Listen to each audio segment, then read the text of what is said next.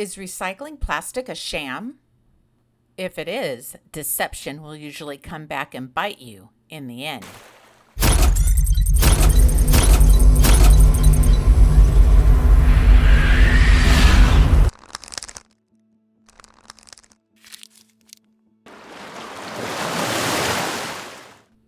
In 1970, Gary Anderson, a University of Southern California senior, submitted this artwork to the International Design Conference for a nationwide contest for high school and college level students, a program sponsored by the Container Corporation of America. Today, this logo is seen around the world and is a symbol that represents recycling. And for decades, society has been doing their part by following the recycling rules and helping the environment and help reduce waste.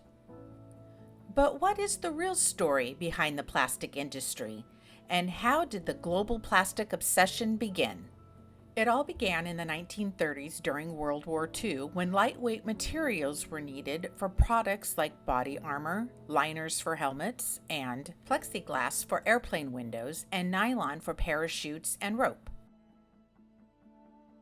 therefore causing plastic production to increase by 300% and more plastic factories opening. But consumers began reusing plastic instead of throwing away plastic after a single use, just as they would with metal and glass products. So the plastic industry spent millions of dollars on advertising, telling consumers that they should not reuse plastic and to toss it out and purchase single-use items, and this was the way of the future. 4 years later, society got used to throwing everything out, and as a result, plastic surpassed aluminum consumption in the 1960s. Then in April of 1970, Earth Day launched with rallies around the country to persuade government to enforce laws to protect the environment, targeting the plastic industry. So the plastic industry changed its position again and spent more advertising money shaming society on how wasteful they had been. In 1980, the plastic industry began recycling research, but unfortunately found that most plastic materials could not be safely recycled, meaning plastic is not a suitable material for multiple uses, and it will break down and degrade. It's cheaper to make new plastic than recycle plastic from old materials. The international recycling symbol has morphed into this, plastic resin ID codes with numbers in the middle, which has nothing to do with recycling and everything to do with the type of plastic material used to make each plastic container. There are thousands of different types of plastics that have their own structure and composition, and each is used with different chemicals, additives, and colorants that can't be recycled together.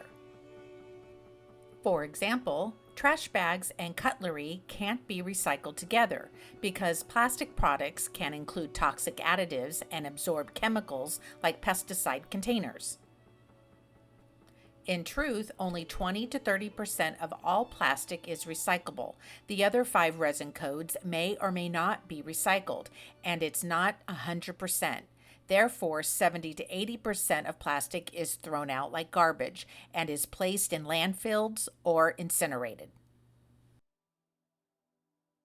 The plastic industry continues to grow, according to Perk Panetta, chief economist with the Plastic Industry Association in Washington. The plastic industry on a global level has exploded into an estimated $695 billion market in 2022. China is the world's largest plastic producer at 31% and also the biggest plastic exporter. Recycled plastics are estimated to reach over $69 billion on a global level by the year 2030.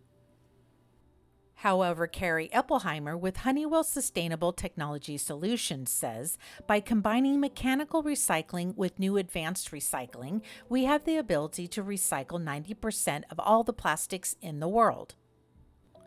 Andre Bozano, also with Honeywell's Sustainable Technology Solutions, says plastic chemical recycling is taking the plastic and breaking down its building blocks so it can go back to the chemical process to make new plastic again.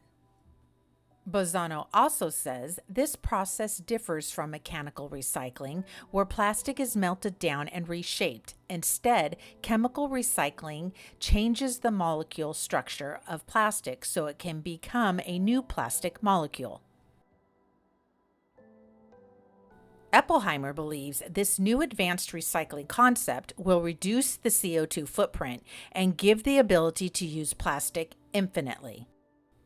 Where conservation organization WWF believes there will be more plastic than fish in our oceans in terms of weight by the year 2050. What's the solution? Use more metal, glass, and wood to reduce plastic waste. And of course, continue to recycle and hope for the best. What are your thoughts? Thanks for watching and stay safe and well.